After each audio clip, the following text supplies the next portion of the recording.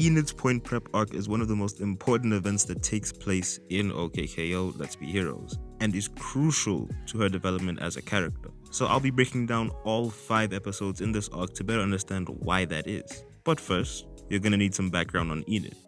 Enid is a skilled ninja, cool under pressure, and greets most things that come her way with a cool, don't give a fuck attitude. However, one thing in this show has constantly been an insecurity of her. You see, back when she was a kid and best friends with this character, Elodie, they both attended trials to go to the most prestigious school around, Point Prep. She would not only end up losing that trial because her best friend stabbed her in the back, but she has to see Elodie become a celebrity while she works a not-so-glamorous job at Gar's bodega. However, that's about to change. Congratulations once again on your acceptance to Point Prep. Here is your official Point Prep uniform. Your shuttle will be arriving soon. Please pack your belongings and prepare to head to your pickup location. After the events of the episode Point to the Plaza, where she single-handedly saved the plaza in front of Point, she was given straight admission to the school, which she obviously took. So now, it's time for her to prove to herself that she is capable of doing big things in life, even if that means leaving her loved ones behind for some time. The first episode in this arc, Wisdom, Strength, and Charisma, emphasizes the importance of Enid needing to do everything she can to prove her worth as a hero to herself. Yes, she's done great things at the plaza and people do respect her, but Point Prep has always been something that eluded her, something she never got the chance to experience. She has to trade seeing her friends, family, and the environment she's used to for this opportunity. KO and Rad are both super sad to see her leave, and we get to see just how important she is to them, which makes the trade-off more impactful. Interestingly, we don't get to see what Mr. Gar feels about her leaving because we do know that he sees her as valuable and respects her. And he was a big part of that Point to the Plaza episode that I mentioned before. I for sure think he would feel some type of way about her going to a school that's associated with an organization and person he really doesn't like. After she says her goodbyes, we get to see her interact with another Point Prep student, Sparko, who tells her exactly what she should expect from the school. And let's just say that she is finished. You should be very, very afraid. Point Prep eats people alive. Keep your head down. Trust nobody. One slip up. This completely destroys her morale and confidence, and she begins second-guessing her decision to go at all. It's interesting because we don't usually see her this anxious, but it works because this shows us how important it is that she does well. But right now, she's at her lowest confidence-wise. And things go from bad to worse when KO pops into the picture because he didn't get the chance to give her his gift earlier. And he completely embarrasses her in front of Elodie and a whole bus filled with students. Enid, wait! You forgot to bring your stomach helpers with you. You know, the ones you take to help you poop. Enid is rightfully upset because this is the equivalent to your parents embarrassing you on your first day of school, except in this case it's a 6 to 11-year-old. But she understands that he just wanted to help and give her her goodbye gift as well. This photo will become an important part of the arc as a whole, but we'll get to that in a moment. For now, as Enid gets to school and has to undergo her trial, which will determine which class she gets put into, Wisdom, Strength, or Charisma, all she has to focus on now is defeating this 3-headed beast. She's again put in a situation where she questions herself. She feels way out of her depth and is facing potential failure on her first day as a student. Mind you, if she doesn't succeed here, she gets kicked out immediately. So rather she's at her most defeated, the gift that she got from KO comes to her aid. Enid! Huh? Remember all of us back home supporting you and reflect on all the ways you've earned your place as a hero worthy of respect. Also, watch out. A common theme that's going to come up in this series of episodes is how, despite them not physically being there, she can still feel the support of her friends, which is what gives her the confidence boost she needs to keep going. OKKO has always been one of those power of friendship type shows, and I like that they fully embrace that message. Her friendship with KO and Rad is what motivates her to keep going, and the gift literally is what she needed to complete the trial. Not only does she defeat all 3 of the heads, something that no one has ever done before, but she gets put in the Charisma group, which I'm sure is gonna go just fine. My roommate? What's all the ruckus, girls? Elodie!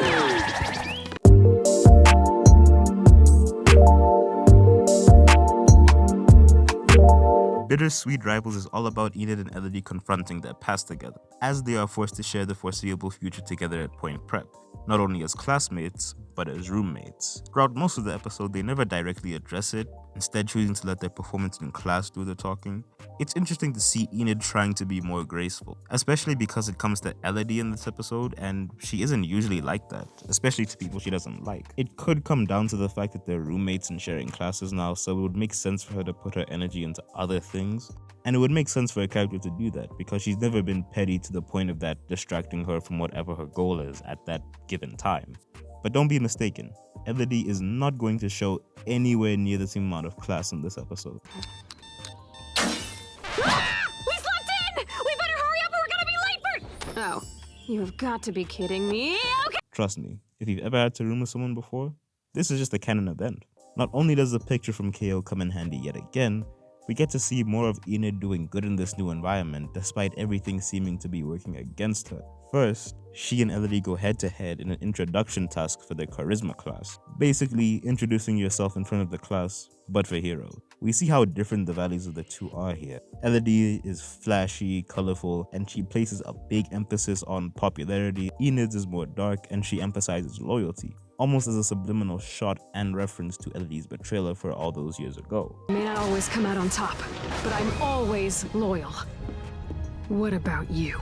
Oh, the energy, the drama. For a moment there, it felt like you were actual bitter rivals nursing an ancient feud. She's placed such a huge importance on being the best and made that such a big part of her appearance that of course it would get to her that she's being outdone by someone who by her standards shouldn't even be here. Their wisdom class goes no better for her. They're given a scenario to figure out, and while she approaches it methodically and clearly knows a lot about what she's talking about, Enid figures it out in the same amount of time with significantly less effort and knowledge put in. Her friends enthusiastically comparing the two probably isn't helping her mood either.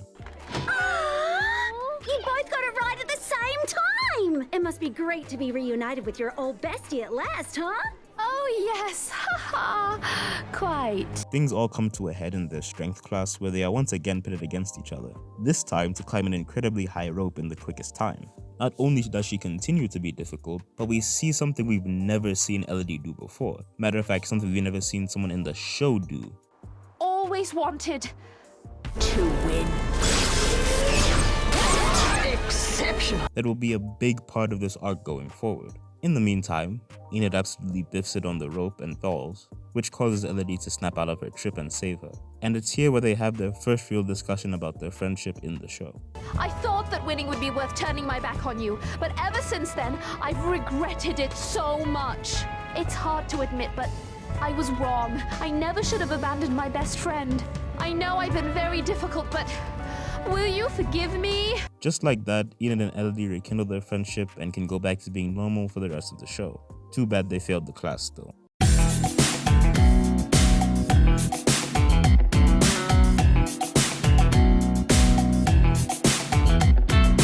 Are you ready for some Mega Football as the obligatory college sports episode?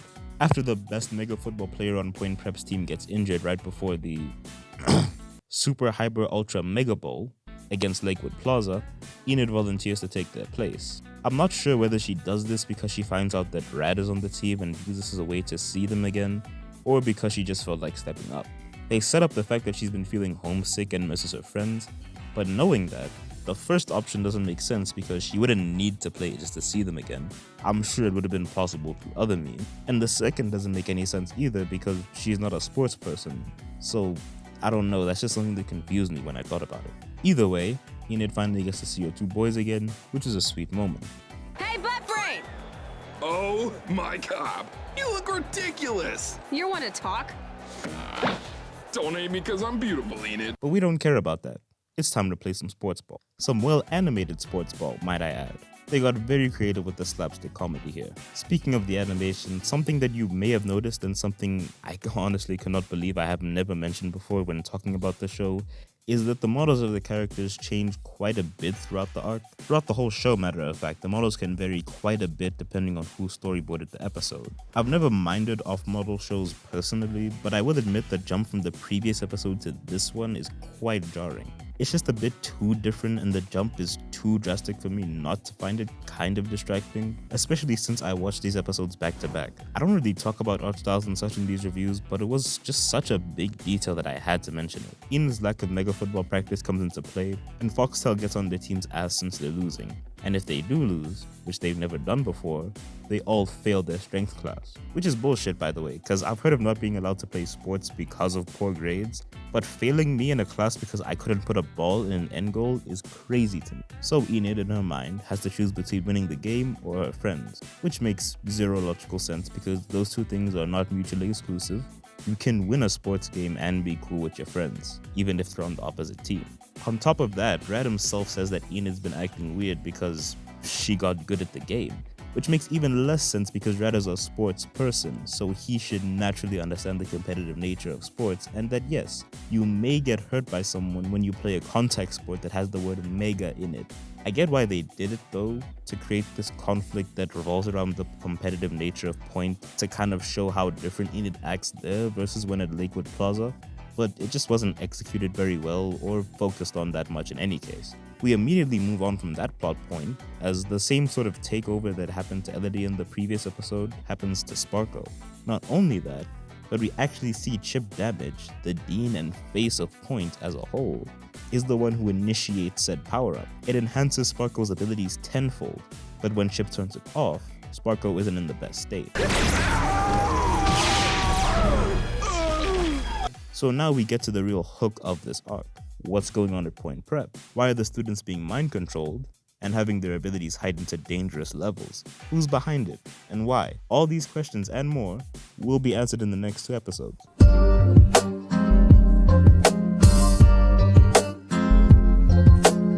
Mystery Sleepover is where things start to heat up in this arc.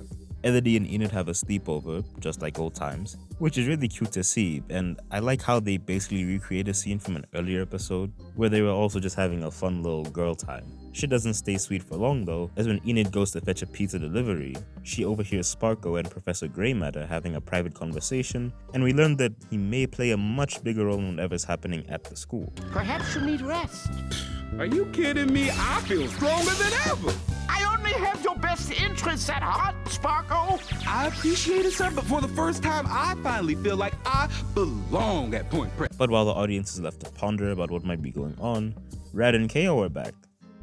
Again, I'm not too pleased with the decision to have them appear in 2 back-to-back episodes. I understand that the arc itself is only 5 episodes long, but we saw them in the last episode. So a lot of the emotional beats here don't hit the same as the Mega Football episode. And it's an easy fix too, just have Point face another school in that episode and then have Rad and KO sneak into the school in this one, since their inclusion in that one was honestly not necessary and could have been written around without them having to be in the story, without sacrificing anything important in that story as well. It takes a bit away from the whole concept of Enid having to leave home that was set up earlier, because home came to her twice in a row now. Their contribution in this episode outweighs the previous one too, and I'll show you how.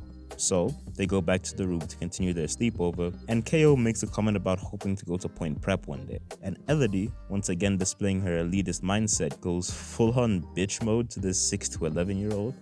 You don't know. Point Prep only accepts the best for a reason.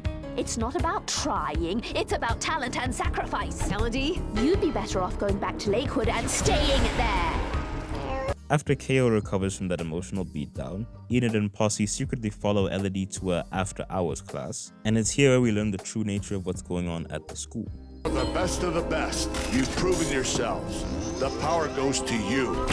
You each have 1 power-up buff for this week.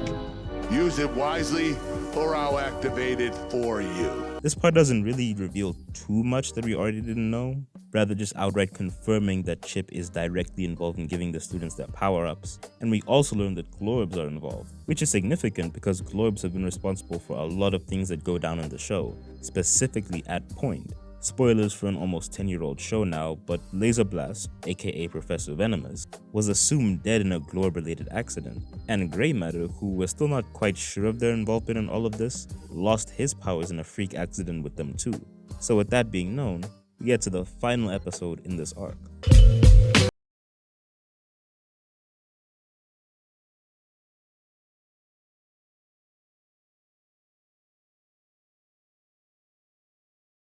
The gang get ready to shut down whatever it is that Chip Damage got going on at the school, but they get stopped in their tracks, as the school is being searched up and down for suspicious activity.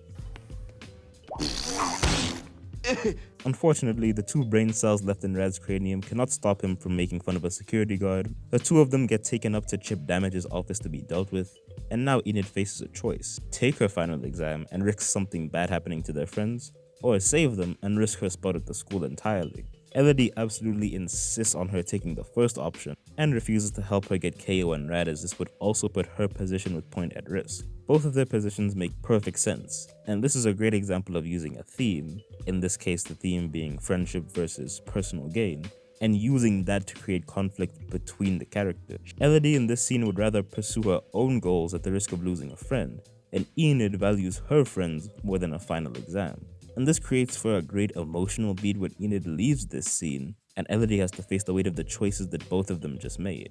I love this scene, and I think it's a genuinely good example of how to write engaging conflict. And it's a good thing too, because when Elodie comes back and decides to help Enid instead, it gives that decision even more weight and significance to it. And I would consider this a turning point in her character in the context of the show as a whole. The 2 disguise themselves as guards to sneak into Chip Damage's office, and when they get there, they come to a very shocking realization. He's a robot? Yo, this nigga was AI? To make matters even worse, it's revealed that Professor Grey Matter is the one who programmed Chip, but apparently didn't program him to create a secret society for the best students. He just went off script with that one. Grey Matter says that the reason he was made in the first place was so that Point could prove to people and themselves, after the loss of Laser Blast, that they were still dependable as heroes, and to be a positive symbol for everyone. Basically, he's a PR campaign gone horribly wrong. But before I move on, I have to talk about something that has been confusing me ever since I started watching the show years ago. So you see this frame of Laser Blast's funeral, right? Now, why is Laser Blast black in this frame? I genuinely want an explanation. I'm not even upset. The gang have to destroy Chip's power source / charging bay, which also happens to be his butt, and we get this really well animated chase sequence, which ends with the fall of Chip Damage, where he hits a mixture of the Yamcha and the Family Guy death pose. They both pass the final exams for displaying excellent heroism, which Elodie is absolutely thrilled by, and things finally seem to be smoothing out for Enid at Point Prep, which is exactly why she leaves. Wait, what? I mean, I am really glad I proved to myself that I was capable of doing this, but I just can't get behind Point's beliefs that some heroes are worth more than others. She's already served her purpose at the school, which was to prove to herself that she was capable of something like this, and it's fair to say she proved that and much more. Her personality and beliefs aren't suited to life at Point Prep, whereas Elodie, despite everything that she's seen, still believes in what Point wants to accomplish. She's not in the position to leave either because she's dedicated her whole life to being part of Point. So the 2 have to split paths yet again, but this time on much better terms than the last. Keep in touch? Yeah. Just be careful, okay? I will. Brilliant stuff. Chef's kiss. Everything about this final episode just ties the note on a lot of the arc's main themes so perfectly, solidifying it as one of my favorite parts of going back to the show. So that was Enid's Point Prep arc in full. Let me know if you'd like to see more of these character arc breakdowns. There are a lot of OKKO characters that I could do this for, and a lot of cartoon characters I could do this for in general. So let me know. Have a good day, and take care.